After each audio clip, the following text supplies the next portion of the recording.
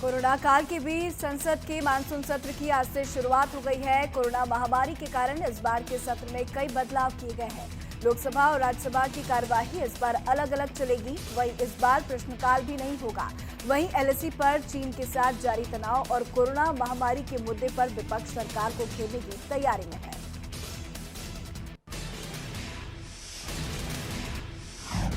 संसद का मानसून सत्र शुरू हो गया है। मानसून सत्र से पहले पीएम मोदी ने कहा कि विशेष वातावरण में संसद का सत्र है, जिसमें कोरोना भी है, कर्तव्य भी है। इस सत्र में कई अहम फैसले होंगे। शनिवार रविवार को भी चलेगी संसद।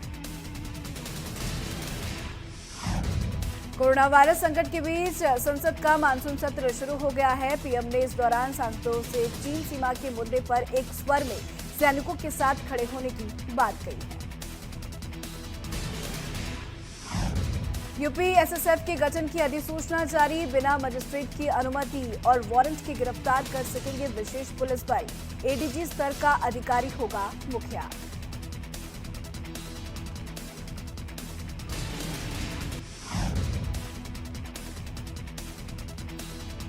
योगी सरकार ने 10 और आईपीएस अधिकारियों के किए हैं तबादले। बरेली, गोंडा, जौनपुर समेत 7 जिलों के बदले गए हैं कप्तान। 28 दिन में बदले गए 25 जिलों के कप्तान।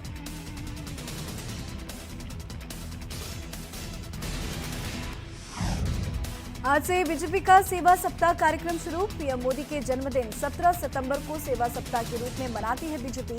14 से 20 सितंबर तक चलेगा ये कार्यक्रम। शिवसेना से विवाद के बीच मनाली के लिए रवाना हुई कंगना रनौत। मुंबई छोड़ते वक्त लिया खाद ट्रेन। जब रक्षक ही भक्षक होने का ऐलान कर रहे हैं। घड़ियाल बन लोकतंत्र का कर रहे हैं चीरहरण। मुझे कमजोर समझकर बहुत बड़ी भूल कर रहे हैं। यूपी में समाजवादी पार्टी का प्रदर्शन। बेरोजगारी, भ्रष्टाचार समेत कई मुद्दों को लेकर प्रदर्शन किया गया। सभी जिलों के डीएम को सौंपेंगे ज्ञापन।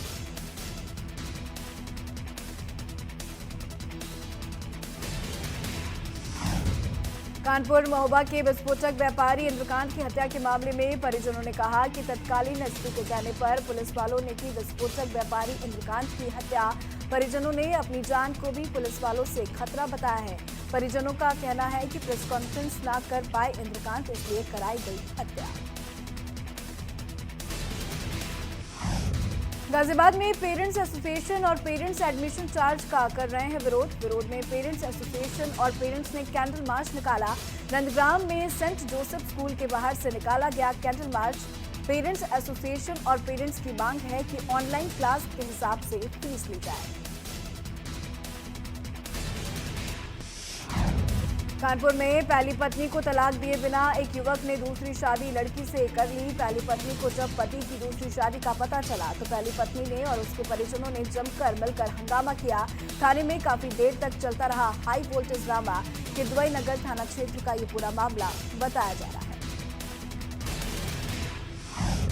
बहराइच में रेप की एफआईआर के लिए पीड़िता कर रही हैं भूख हड़ताल। दुष्कर्म की शिकार 12 दिनों से एफआईआर के लिए दे रही हैं धरना। ग्राम प्रधान समेत 3 दबंगों पर दुष्कर्म करने का आरोप लगा है। पुलिस पर मामले में सुनवाई न करने का आरोप लगा है।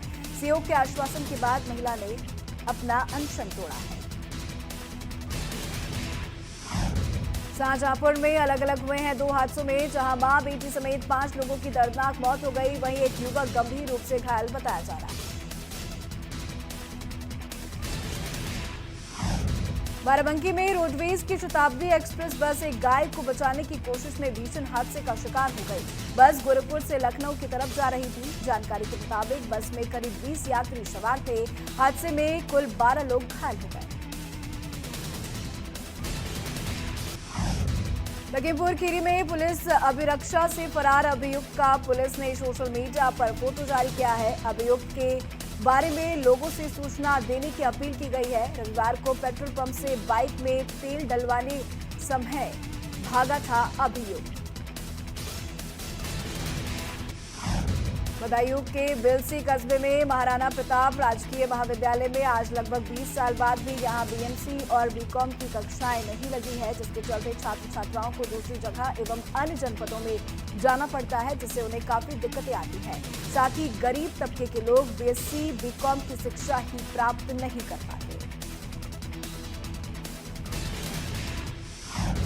नोएडा पुलिस ने एक ऐसे युवक को गिरफ्तार किया है जो ऐसे लोगों को अपना शिकार बनाना था जो एक एक्स में अपना कुछ सामान बेचने या खरीदने के लिए तैयार रहते थे। गिरफ्तार आरोपी उन लोगों को अपने पास बुलाता था और उनको बहला फुसलाकर कोल्ड ड्रिंक में नशीला पदार्थ मिला देता था और उसके पास से सारा सामान चुराकर गायब हो जाता था। पूछताछ में आरोपी युवक ने बताया कि वो लंबे समय से इस तरह की वारदात को अंजाम दे रहा था।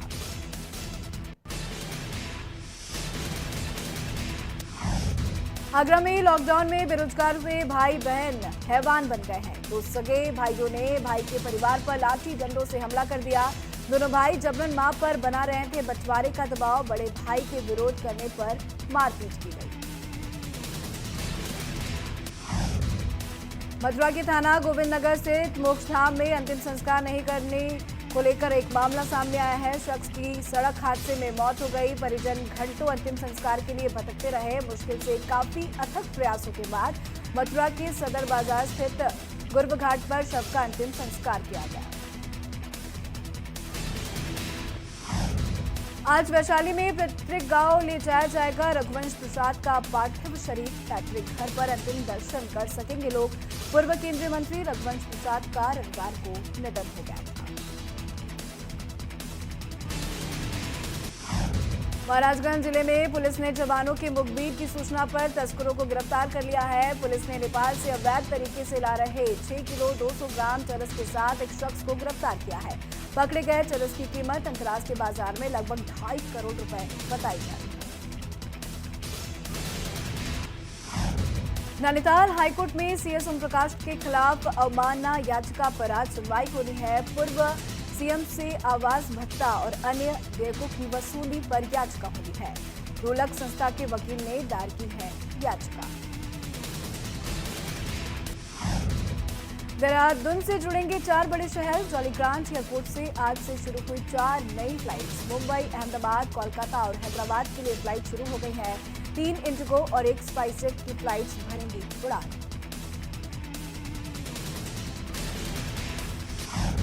उत्तराखंड में कोरोना मरीजों की संख्या में लगातार बढ़ोतरी देखी जा रही है। पिछले 24 घंटे में कोरोना के 1637 नए मामले सामने आए हैं। 31,973 हुई मरीजों की कुल संख्या।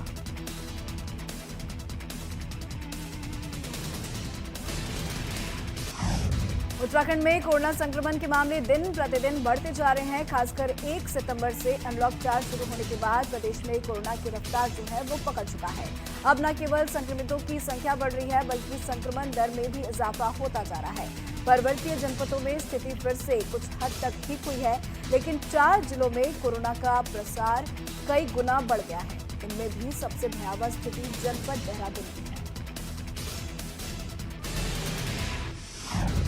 ऑल वेदर रोड को लेकर उत्तराखंड में गरमाई है सियासत। हरीश रावत ने ऑल वेदर रोड को करार ऑल मनी गैदर रोड दिया है। कहा कि सरकार ने सारे पहाड़ हिला कर रख दिए। उत्तराखंड में मौसम विभाग ने जारी किया है अलर्ट। 14 सितंबर से लेकर 19 सितंबर तक जारी रहेगा बारिश का सिलसिला। राज्य के ज्यादातर इलाकों में होगी हल्की बारिश।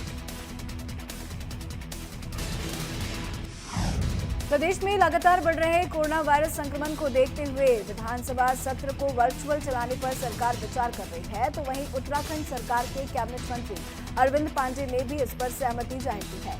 बाजपुर पहुंचे अरविंद पांडे ने मीडिया से कहा कि सत्र को विधानसभा अध्यक्ष और मुख्यमंत्री त्रिवेंद्र सिंह रावत द्वारा वर्चुअल रूप से चलाने पर विचार किया जा रहा है, जो बेहद सही निर्णय होगा। हिंदी दिवस पर सीएम रावत ने शुभकामनाएं दी है। इस मौके पर उन्होंने कहा कि राजभाषा हिंदी हमारे सम्मान और स्वाभिमान की भाषा है। वैश्विक स्तर पर हिंदी भाषा की स्वीकार्यता बढ़ी है। आगरा लखनऊ एक्सप्रेसवे पर तेज रफ्तार का कहर देखने को मिला है। यहां तेज रफ्तार अनियंत्रित कार डिवाइडर से टकरा गई। वहीं सड़क हादसे में एक महिला की मौत हो गई। कार में 6 लोग सवार थे। वहीं मौके पर पहुंची पुलिस ने घायलों को अस्पताल में भर्ती कराया है।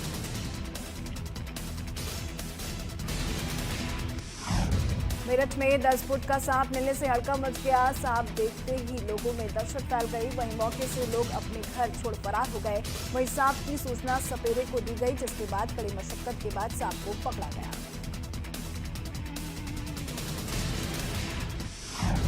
पुलिस ने अवैध शराब के गढ़ पर छापेमारी की है। 400 लीटर अवैध शराब बरामद कर 5000 लीटर लहन नष्ट कर दिया गया। लगातार चलाए जा रहे अभियान में पुलिस ने छापेमारी कर अवैध शराब नष्ट कर दिया है।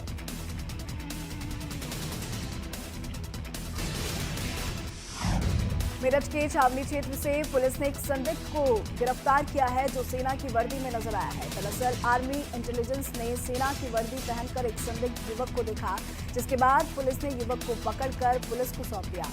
वहीं पुलिस शख्स से पूछताछ करने में जुटी हुई है कि आखिर क्यों वो वर्दी पहनकर घूम रहा था, क्या उद्देश्य था। मुजफ्फरनगर की बुधाना पुलिस को उस समय बड़ी सफलता हाथ लगी जब पुलिस ने मुखबिर की सूचना पर एक अंतर्राज्यीय वाहन तस्कर गिरोह का भंडाफोड़ किया है और गिरोह के 3 सदस्यों को गिरफ्तार किया है। गिरोह के सदस्य फाइनेंस किए गए वाहनों को दिल्ली समेत कई राज्यों से कम कीमत पर खरीदते थे, फिर यूपी की नंबर प्लेट बदलकर 5 से 10 हजार के मुनाफे पर बेच देते थे। फिलहाल पुलिस ने गिरोह के 3 सदस्यों को गिरफ्तार कर लिया है, जबकि गैंग लीडर मौके से फरार हो गए।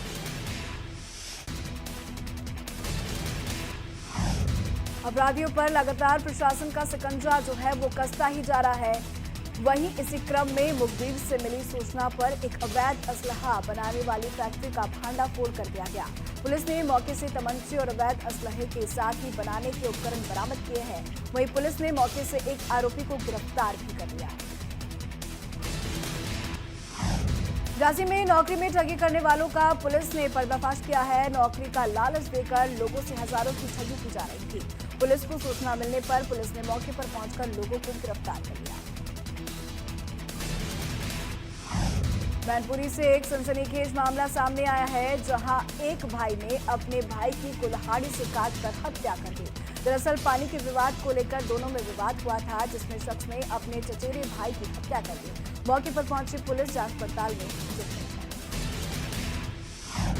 बलरामपुर में हुए बारूदी ब्लास्ट के बाद से बलरामपुर पुलिस अलर्ट मोड पर है। जिले के लाइसेंसधारी पटाखा व्यवसायियों पर लगातार छापेमारी चल रही है, जिसमें पुलिस को कामयाबी भी मिल गई। जिले की कोतवाली उतरौला के शहरी क्षेत्र में सीओ और उतरौला थानाध्यक्ष वकील पांडे ने पटाखा व्यवसायी अमित कुमार गुप्ता के ठिकाने पर छापेमारी कर भारी मात्रा में आतिशबाजी का सामान बरामद हुआ। रायबरेली में तेज रफ्तार बाइक सवार ने सड़क पर पैदल जा रहे युवक को टक्कर मार दी, जिससे युवक की मौके पर ही मौत हो गई। हादसे में बाइक सवार भी घायल हो गया। आक्रोशित ग्रामीणों ने हाईवे पर जाम लगा दिया। हादसे के बाद कई थानों की पुलिस मौके पर पहुंच गई और कड़ी मशक्कत के बाद मामला शांत करवाया गया। रायबरेली तेज रफ्तार बाइक सवार ने युवक को टक्कर मार दी। मेरठ के लसाड़ी गेट थाना क्षेत्र में समर गार्डन इलाके में बदमाशों ने युवक पर धारदार हथियार से हमला कर दिया। ऐसे में मौके पर पहुंचे स्थानीय लोगों ने घायल युवक को अस्पताल में भर्ती कराया। वहीं बताया जा रहा है कि युवक पर हत्या के इरादे से हमला किया गया था।